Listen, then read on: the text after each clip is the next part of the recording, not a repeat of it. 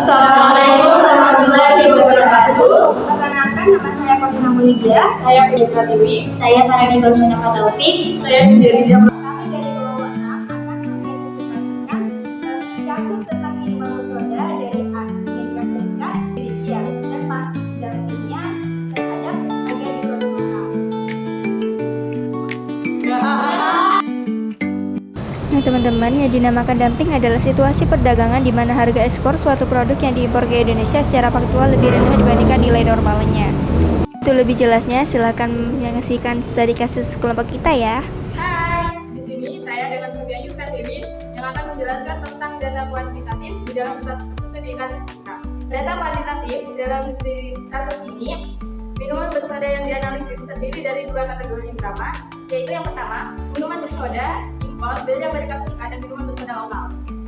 Untuk kategori minuman bersoda impor, merek yang sering dijumpai di pasar Indonesia adalah Coca-Cola dan Pepsi. Yang keduanya diproduksi oleh perusahaan multinasional besar dan dijual dengan harga lebih rendah di pasar Indonesia karena praktik dumping.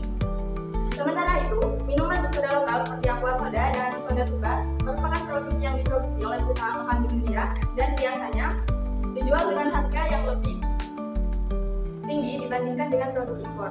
Praktik dumping minuman bersoda dari Amerika Serikat yang lebih murah menyebabkan penurunan permintaan terhadap produk lokal yang mengancam keberlanjutan industri minuman bersoda di dalam negeri. Selanjutnya di sini ada data sebelum terjadinya dumping. Yang pertama, harga minuman bersoda impor.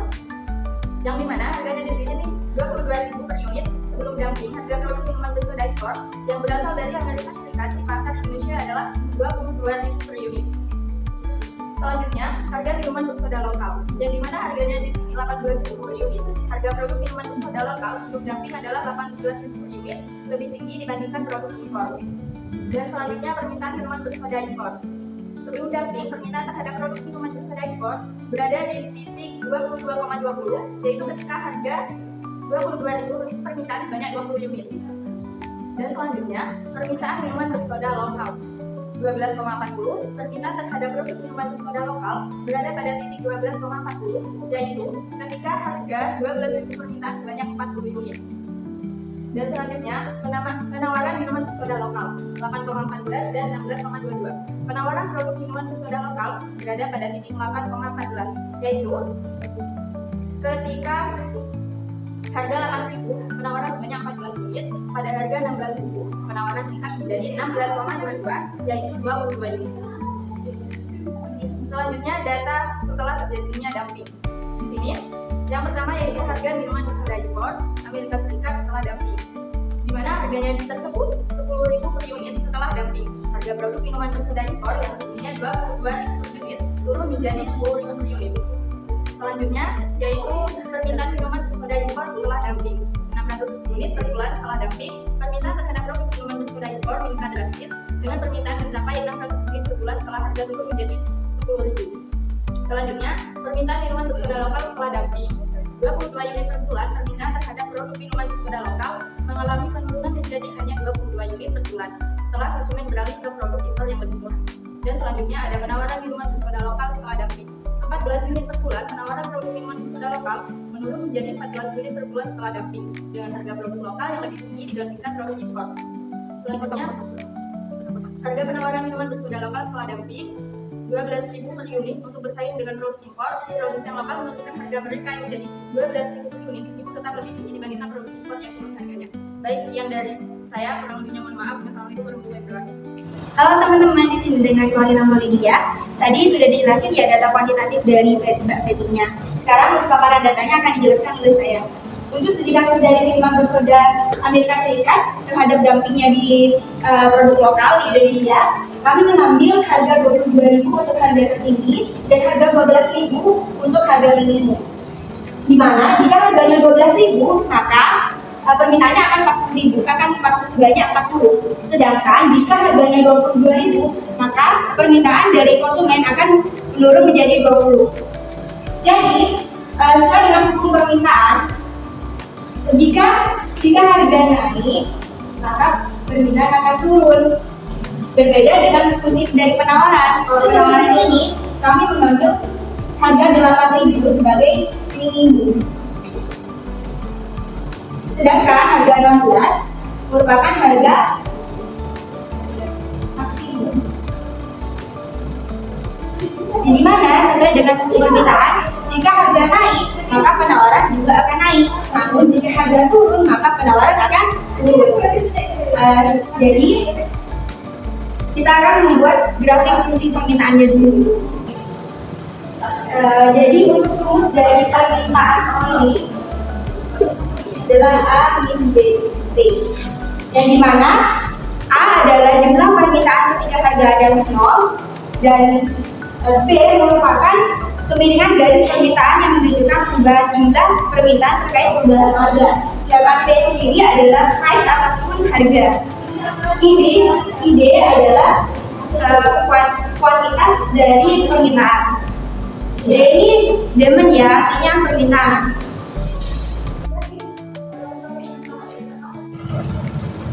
Y ini ID ya, ID dikurangi Y1-nya, ini Y1, ini X1, ini Y1, X2, Y2. Ini P1, ini Q1, ini P2, I2. Tadi kan Y1-nya ini 20, Y2-nya 40 dikurangi Y1-nya tadi 20 sama dengan X sama dengan P dikurangi X1-nya 22 dikurangi X2-nya X2-nya 12 dikurangi X1. Tadi X1-nya ini ya 22.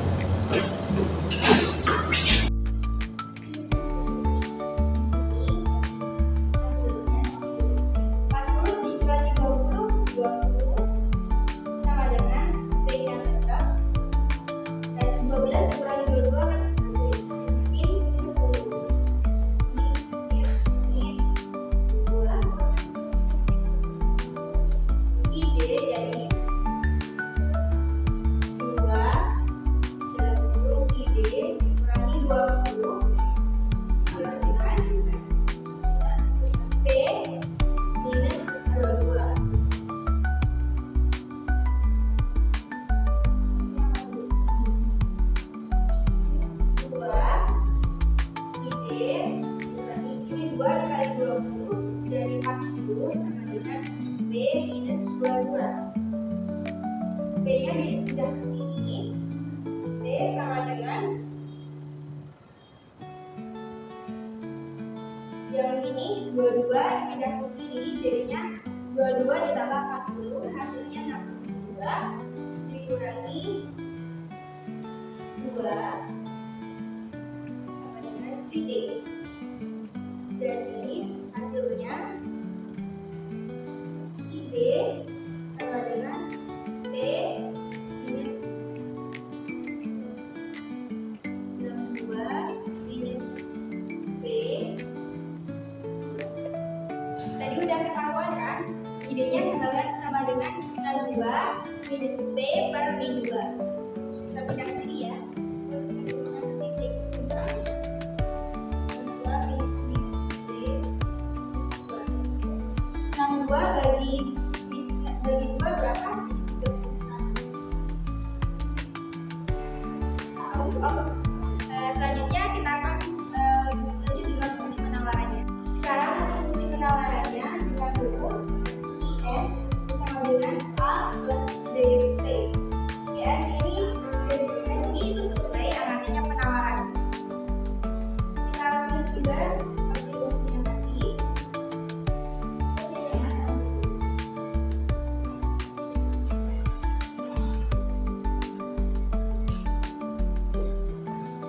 Seperti yang tadi, ini X1, ini Y1, ini X2, ini Y2.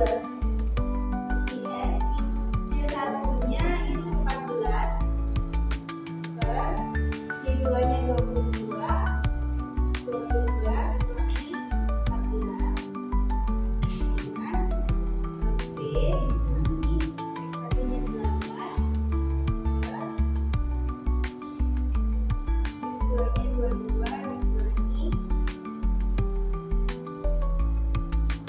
16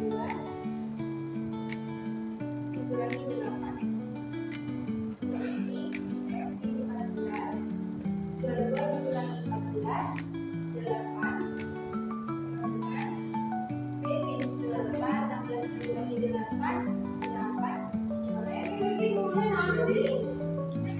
IS min 14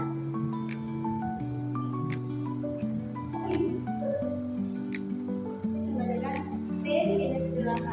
Jadi untuk disederhanain kita jadikan IS karena yang dicari adalah IS sama dengan P dikurangi 8 ditambah 14 sama dengan P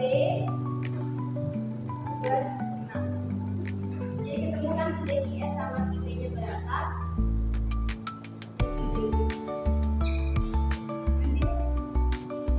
Sekarang kita akan lanjut dengan menentukan titik equilibriumnya. Rumusnya ID sama dengan IS. Jadi ID-nya 62 dikurangi P per min 2 sama dengan IS ini P plus 6. Kita jadikan minus 2 nya ke atas ya. Jadi biar bisa kita sederhanakan. Jadi P minus 62 dikurangi 2 sama dengan P plus 6. P minus 62 sama dengan 2 nya kita pindah ke sini, jadinya minus 2P dikurangi, kan 2 nya sudah pindah, jadi 2 dikali 6 sama dengan 12. P ditambah 2P nya pindah ke kiri, jadi 2P sama dengan minus 12 ditambah 62. P tambah 2P jadi 3P kan? Ini minus 12 ditambah 62 jadi 50. Sini P 3 nya pindah ke kiri jadi dibagi 50 per 3 sama dengan 16,67. Di sini sudah ditemukan harga dari titik keseimbangan dari studi kasus kita. Jadi harga ini ditemukan harga 16.670. Jadi untuk menentukan kuantitasnya kita taruh sini. Menentukan kuantitasnya D agar terjadi keseimbangan, maka dari 31 tadi 21 kurang ke 16 sama dengan 21 minus 8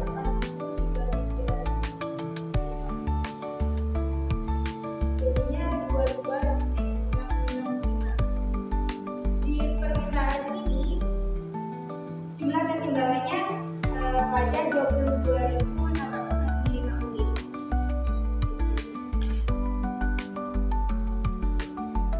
Jadi kesimpulannya akan terjadi titik keseimbangan bila harga dari kata soda itu 16.670 dan akan jumlah permintaannya sebanyak 23.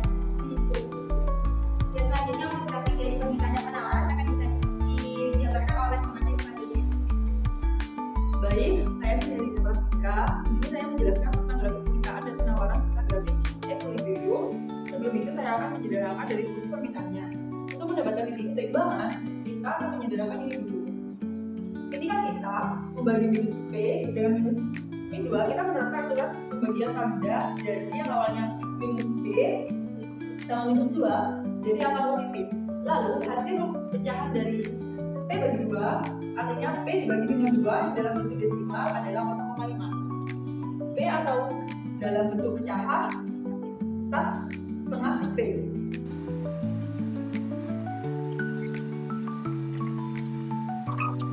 Hubungan harga dan kuantitas negatif dalam denominator, pecahan negatif di denominator min 2. Untuk menunjukkan ini dia akan menurun ketika P meningkat sesuai dengan hukum permintaan. Untuk setiap kenaikan harga sebesar 1 tahun untuk P, jumlah barang yang diminta dia berkurang sebesar setengah unit atau 0,5. Nah, ketika P sama dengan 0,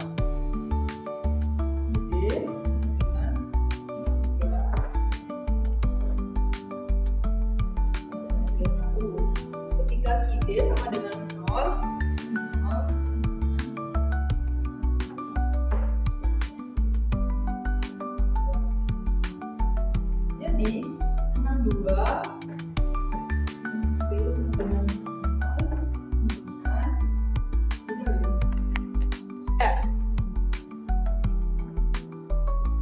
dan ini harganya dan ini kuantitasnya.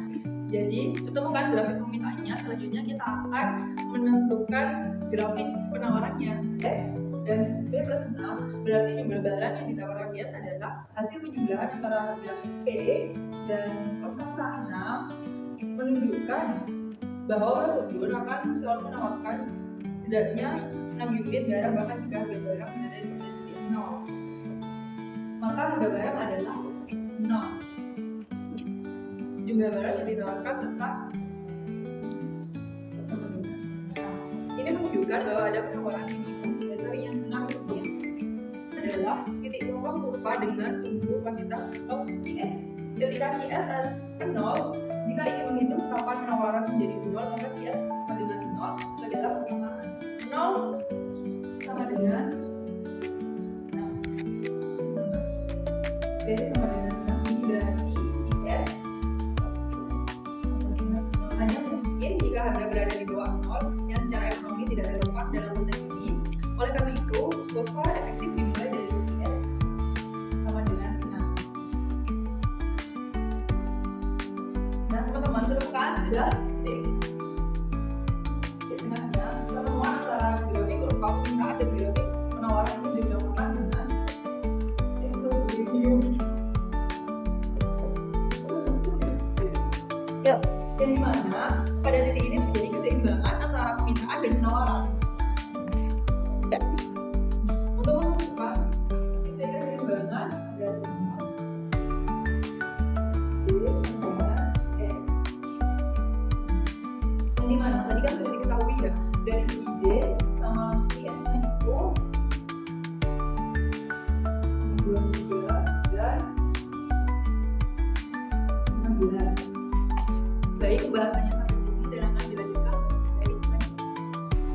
Baik, dengan saya, Faradi Basyana Taufik, saya akan melanjutkan dari teman saya akan menjelaskan tentang hasil analisis dampak dumping minuman bersoda di Indonesia. Yang pertama yaitu sistem persamaan linear atau SPL. Dalam menganalisis dumping, SPL membantu menggambarkan hubungan antara permintaan dan penawaran. Beberapa variabel utama yang diperhitungkan, yang pertama yaitu jumlah impor, yaitu I, volume produk impor yang meningkatkan akibat dumping.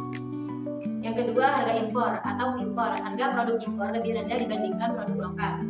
Yang ketiga, harga lokal atau lokal, yaitu harga produk lokal yang dipengaruhi biaya produksi. Yang keempat, jumlah permintaan atau PID, yaitu dipengaruhi harga, preferensi konsumen, dan daya beli. Yang kelima di sini ada jumlah penawaran atau PS, yaitu bergantung pada harga jual, gaya produksi, dan kapasitas distribusi. Yang keenam, ada tarif impor atau T, yaitu faktor regulasi yang mempengaruhi harga impor di pasar lokal. Kemudian persamaan model, yaitu persamaan permintaan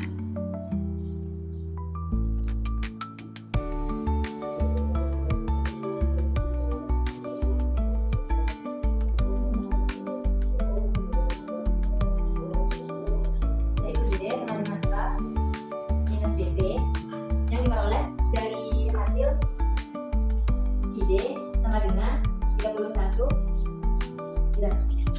minus 1/2 P. Kemudian permintaan turun seiring kenaikan harga, yaitu persamaan penawaran, yaitu IS sama dengan C plus DP yang diperoleh dari hasil IS sama dengan P tambah 6. Penawaran meningkat jika harga naik. Dumping menggeser keseimbangan pasar dengan meningkatkan permintaan impor karena harga lebih murah. Hal ini mengurangi penyerapan produk lokal. Yang kedua di sini ada titik equilibrium, yaitu titik keseimbangan terjadi ketika ID atau IS yang diperoleh dari hasil dalam kasus dumping, harga rendah produk impor yang menyebabkan pergeseran keseimbangan, yaitu permintaan terhadap produk impor meningkat, menurun permintaan produk lokal. Kemudian tingkat yang dibutuhkan. Produsen lokal perlu menyesuaikan strategi seperti menurunkan harga, meningkatkan efisiensi produksi, atau menawarkan diferensiasi produk untuk bertahan di pasar. Jadi keseimbangan terjadi ketika ide atau IS yang diperoleh dari hasil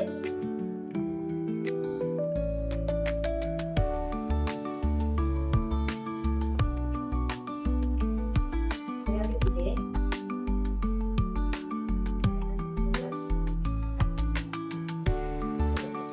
Kemudian menjaga keseimbangan pasar memerlukan penyesuaian harga untuk mengurangi selisih dengan produk impor, optimalisasi distribusi agar produk lokal mencukupi, serta strategi pemasaran seperti promosi dan verifikasi model SPL atau sistem persamaan linear. Dapat digunakan untuk menganalisis perubahan permintaan dan preferensi konsumen akibat faktor eksternal seperti boykot impor yang meningkatkan permintaan lokal, kenaikan tarif impor yang mendorong peralihan ke produk lokal, atau fluktuasi mata uang yang mengaruhi harga dan daya beli. Meskipun SPL memiliki keterbatasan seperti sulitnya memprediksi perubahan kebijakan, hubungan non-linear, dan faktor psikologis, hal ini dapat diatasi dengan model dinamis analisis ekonometrik atau simulasi berbasis agen. Dalam kasus dumping minuman bersoda dari AS, SPL mampu menganalisis keseimbangan pasar dengan mempertimbangkan faktor eksternal, menggunakan analisis sensitivitas dan simulasi untuk menyesuaikan dengan perubahan mendadak. Bapak